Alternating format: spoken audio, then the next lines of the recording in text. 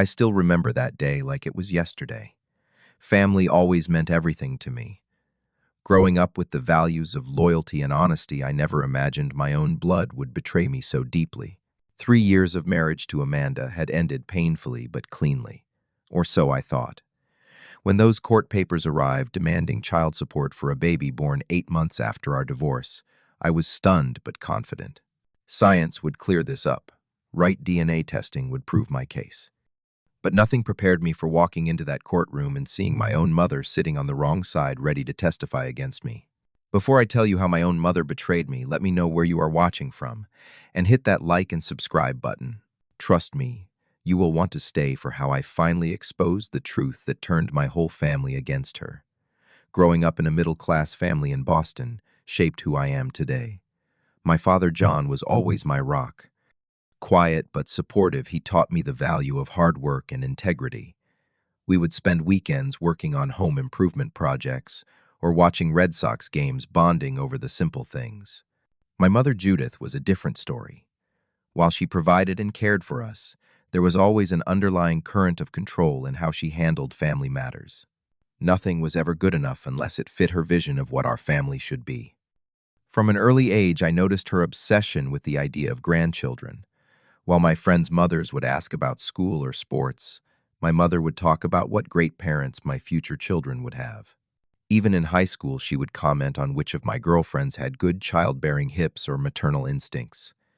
It was uncomfortable, but I brushed it off as an eccentric quirk. Despite the occasional tension at home, I excelled academically. Architecture fascinated me from the moment I built my first serious Lego structure at age 10. I worked my way through college, earning my degree in architectural engineering with honors. By 30, I had established myself at one of the top firms in Boston, designing innovative commercial spaces that blended functionality with environmental sustainability. Amanda literally stumbled into my life at my college roommate's wedding. She was a bridesmaid who tripped during the procession, and I caught her before she fell face first into the flower arrangements. Her laughter was infectious, her smile captivating, and her green eyes sparkled with mischief. We spent the entire reception talking about everything from favorite books to dream travel destinations. She was smart, having just completed her business degree, and had ambitions of starting her own boutique marketing agency. The chemistry between us was undeniable. Within 3 weeks, we were officially dating. 6 months later, I proposed during a weekend trip to Cape Cod. Looking back, perhaps everything moved too quickly, but when you think you have found the one, waiting seems pointless. The wedding was small but elegant, just close friends and family at a historic inn overlooking the harbor. What surprised me most was how quickly my mother and Amanda bonded. While my mother had been critical of every girlfriend I had ever brought home, she embraced Amanda immediately. They would have lunch dates without me, go shopping together, and text constantly. At the time, I was thrilled that the two most important women in my life got along so well, but there were warning signs I chose to ignore. Like how Amanda's taste suddenly became more expensive after shopping trips with my mother. Or how she began to mention starting a family almost immediately after our wedding, despite our previous agreement to wait a few years. Then there were the strange comments my mother would make. Like, Amanda understands the importance of family more than you do, or at least one of you has proper priorities. The first year of marriage was mostly wonderful despite these small concerns. We bought a charming townhouse, adopted a golden retriever named Cooper, and settled into domestic life. But as we approached our second anniversary, things began to change. What started as occasional splurges became a pattern of reckless spending. Amanda would come home with designer bags, expensive jewelry or furniture we did not need always, with the explanation that we deserved nice things or this is an investment piece. When I suggested creating a budget, Amanda accused me of being controlling and stingy. When I pointed out that her spending was outpacing our income, she suggested I should work harder or find a better paying position. Meanwhile, her plans to start her own business remained just talk. Every time I brought up her using her business degree, she had a new excuse. The timing was not right. The market was too competitive. She needed to take one more course first. To keep up with our lifestyle, I began taking on additional projects, working 60 or 70-hour weeks. I would come home exhausted to find credit card statements with new charges, and Amanda less interested in spending time together. The emotional distance grew alongside the financial strain. We were sleeping in the same bed, but living separate lives. I tried suggesting counseling, but Amanda dismissed it as unnecessary. I attempted romantic gestures to reconnect, but they were met with polite appreciation rather than genuine enthusiasm. Intimacy became rare, then non-existent by our third anniversary. I told myself it was just a rough patch all marriages go through. Then came the final argument that broke us. I discovered Amanda had opened a secret credit card and racked up $20,000 in debt. When confronted, instead of apologizing, she lashed out, accusing me of failing her as a husband, of being emotionally unavailable, of prioritizing work over our relationship. The truth was that I had been working those long hours to pay for her lifestyle. The next day, I came home to find half our closet empty and a note saying she needed space. Within a week, she had moved most of her things out while I was at work. What shocked me most was my mother's reaction. Instead of supporting her son during this painful time, she called to berate me for driving Amanda away and failing at the one job that really mattered. Her words cut deeper than Amanda's departure. The divorce proceedings were relatively straightforward since we had no children and had been married less than 5 years. We sold the townhouse, split the proceeds, divided our possessions, and signed the papers. It was painful but civilized. I moved into a small apartment closer to my office and threw myself into work. Weekends were spent with friends who helped me slowly rebuild my sense of self. Over the next several months, I began to heal. I adopted a new routine of morning runs, reconnected with old friends, and even started dating casually. I had no contact with Amanda and limited my interactions with my mother to obligatory holiday calls, still hurt by her taking sides against me. Exactly 11 months after our divorce was finalized, my world imploded again. A courier delivered legal papers demanding child support for a 3-month-old baby girl. According to the documents, Amanda had given birth to my child despite the fact that we had been divorced for 8 months before the birth and had not been intimate for months before that. The timeline was impossible. Yet here was a legal document claiming I was responsible for a child that could not possibly be mine. My initial shock quickly gave way to anger, then determination. A simple DNA test would resolve this absurd claim. I immediately called my lawyer, confident this was just an unpleasant speed bump on my road to moving on. What I did not know then was that this was just the beginning of a betrayal so deep it would fracture my entire family. The following Monday morning, I sat across from Michael Patterson in his downtown law office. The mahogany desk between us was covered with the legal papers I had received. Michael had been my friend since college and had handled my divorce with professional precision despite our personal connection. This is clearly absurd, right? A DNA test will end this immediately, I asked, still believing in the straightforward power of science and truth. Michael sighed, removing his glasses to rub the bridge of his nose. Roosevelt, I wish it were that simple. Yes, a DNA test will prove you are not the biological father, but in this state that might not be enough. He explained that under certain circumstances, a man could be held financially responsible for a child that was not biologically his.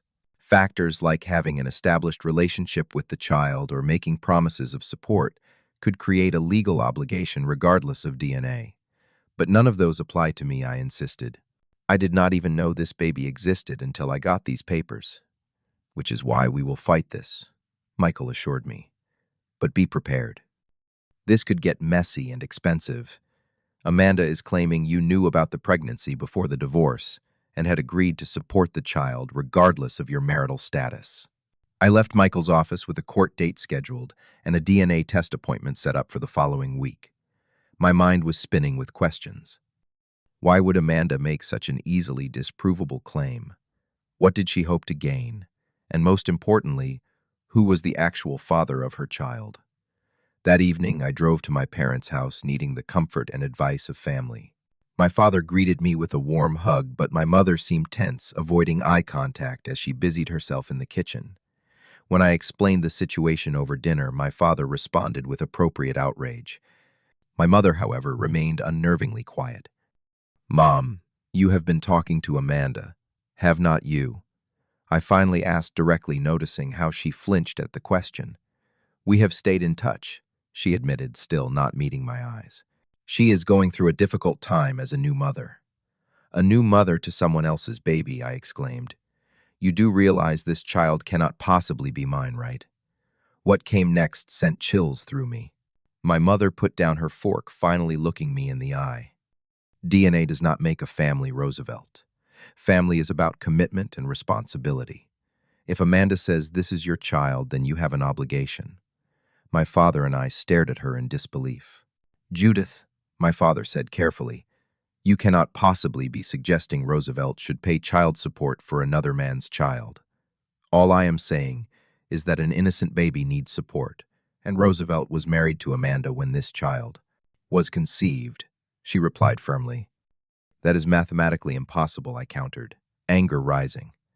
Why are you defending her? The argument escalated until I noticed something even more disturbing. In the corner of the living room, partially hidden behind my father's recliner, was a baby swing still in its box. Next to it was a shopping bag from an upscale baby boutique. Have you been buying things for Amanda's baby? I asked, my voice dropping dangerously low. My mother's chin lifted defiantly. Someone needed to help her prepare. You abandoned your responsibilities. My father looked as shocked as I felt. In the uncomfortable silence that followed, I realized my mother had been financially supporting Amanda during her pregnancy. This was far worse than just staying in touch. My mother had chosen my ex-wife over me, her own son. As I left my parents' house that night, my father followed me to the car. Give me time to talk sense into her, he pleaded. I do not know what has gotten into her, but this is not right. The following weeks were a blur of legal preparations and emotional turmoil. The DNA test results confirmed what I already knew. I was not the father of Amanda's baby. My lawyer filed the results with the court, confident they would end the case. Instead, Amanda's lawyer argued that I had attended doctor's appointments during the pregnancy and had verbally committed to raising the child regardless of biology. Both claims were complete fabrications. As we prepared for the hearing, Michael made a disturbing discovery. Amanda had been dating her boss, a wealthy marketing executive, before our divorce was even finalized. The timeline suggested he could easily be the baby's father, but Amanda refused to name him in any legal documents. Meanwhile, my mother's behavior grew increasingly bizarre. She began telling extended family members that I was abandoning my family responsibilities and turning my back on an innocent child.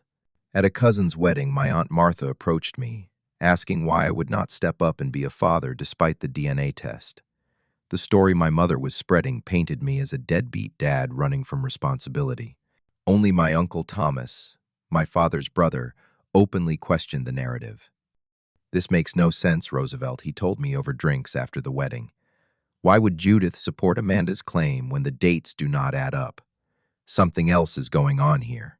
His words echoed in my mind when a week later I discovered my mother had co-signed for Amanda's new apartment in an upscale neighborhood she could not possibly afford on her own.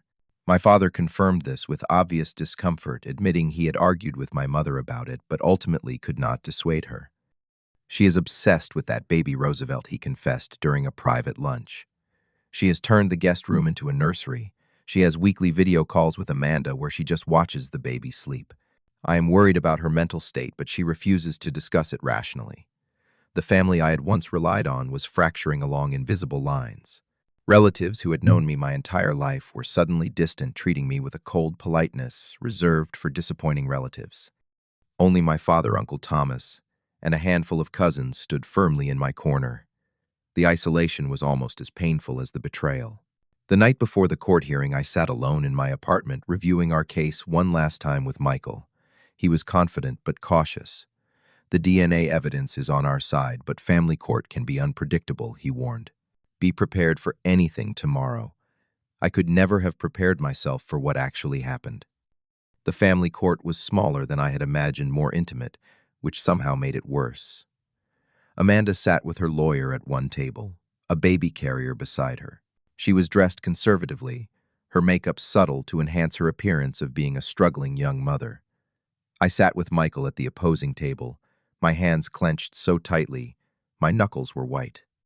What I did not expect was to see my mother sitting directly behind Amanda, rather than behind me, or even in the neutral middle section.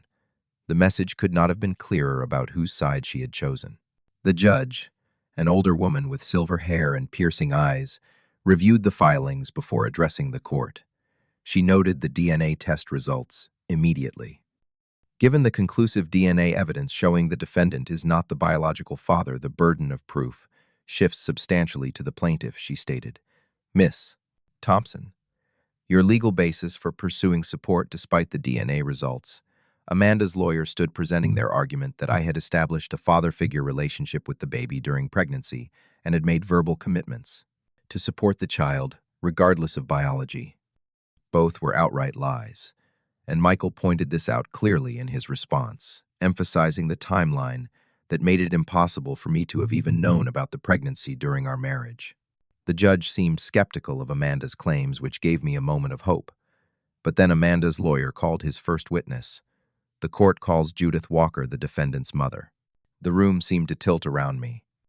I knew my mother had been supporting Amanda, but actually testifying against me in court. This was beyond betrayal. It was a declaration of war against her own son. My mother took the stand, swore to tell the truth, and then proceeded to lie about me under oath. She testified that I had confided in her during the marriage that I would take care of Amanda and the baby no matter what. She claimed I had attended ultrasound appointments, had helped pick out baby names, and had been excited about becoming a father.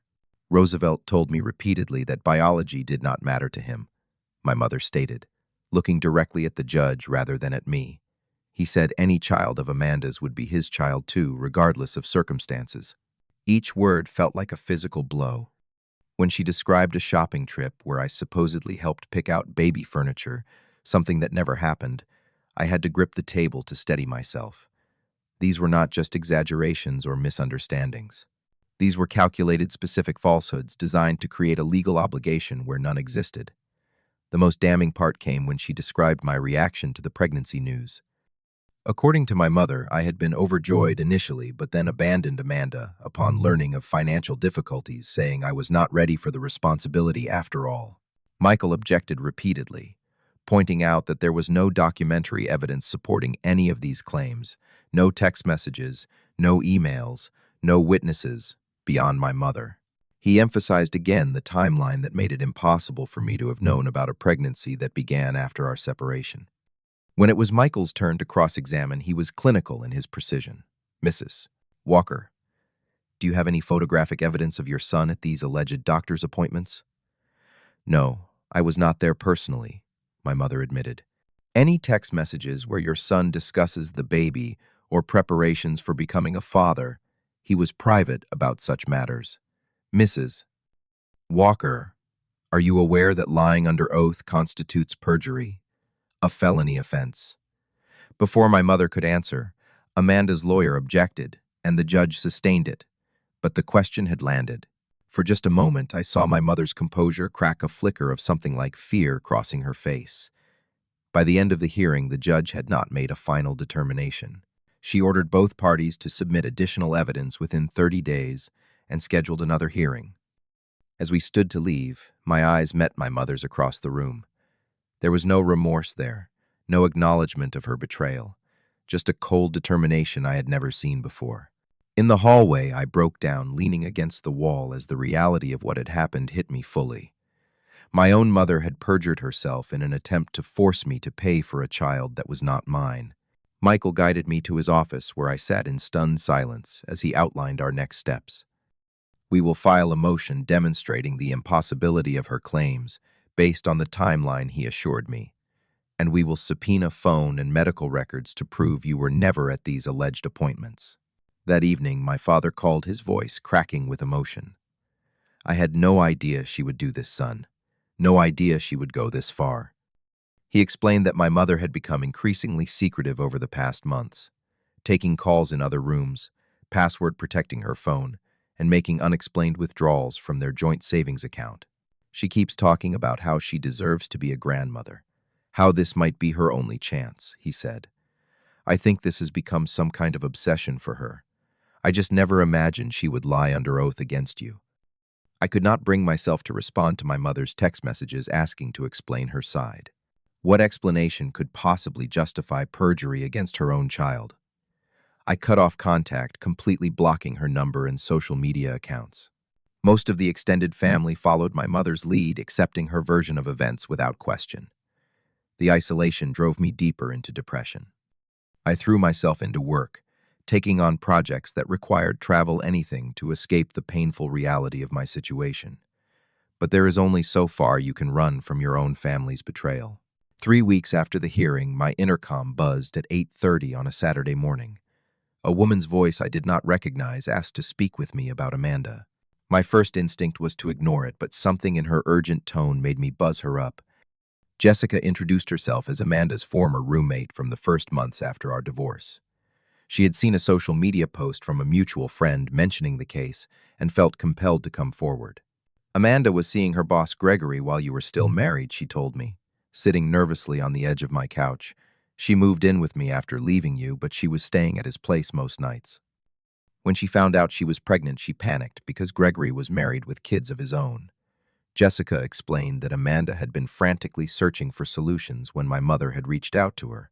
Your mom contacted Amanda first, not the other way around. She was desperate to be a grandmother and suggested this whole scheme. What Jessica showed me next turned my stomach. She had saved text messages between herself and Amanda, where Amanda openly discussed the plan my mother would provide financial support and help with the baby in exchange for Amanda pursuing child support from me rather than from the married Gregory. My mother would get access to a grandchild. Amanda would get financial security, and I would pay for both their desires. I told her it was wrong, Jessica said, which is why she moved out and we stopped speaking. But when I saw this had actually gone to court, I could not stay silent anymore. With this new information, I hired a private investigator to uncover the full extent of the conspiracy. Within 2 weeks, he had compiled a damning report bank records, showing my mother's regular payments to Amanda, photos of Gregory visiting Amanda's apartment late at night during her pregnancy, and most disturbingly, a consultation Amanda had with a different lawyer who had apparently advised against this case, noting it was potentially fraudulent. The investigator also uncovered evidence that my mother had researched non-biological father rights and establishing paternity without DNA months before Amanda even filed for child support. She had methodically planned this betrayal, creating a fictitious obligation to satisfy her desire for a grandchild, regardless of the financial and emotional toll it would take on me. Armed with this evidence, Michael filed an emergency motion with the court. The judge, clearly disturbed by the new information, scheduled an immediate hearing. The final court hearing was brief but definitive. Amanda, confronted with the overwhelming evidence of fraud, broke down on the stand.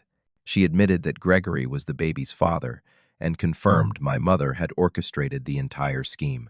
Judith said it would be easier to get support from Roosevelt than from Gregory, since he had a family of his own to protect. Amanda testified through tears.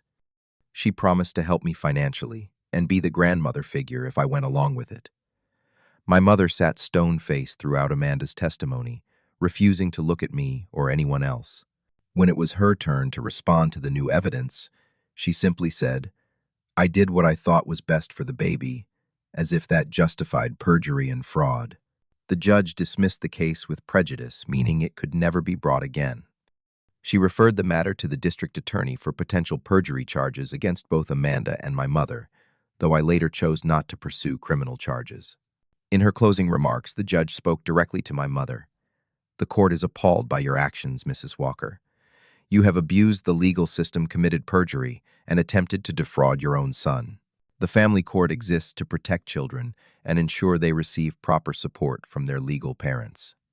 It is not a tool to fulfill your desire for grandchildren at someone else's expense." As we left the courthouse, the few family members who had attended approached me with apologies and shocked expressions. The evidence had been made public, and word spread quickly.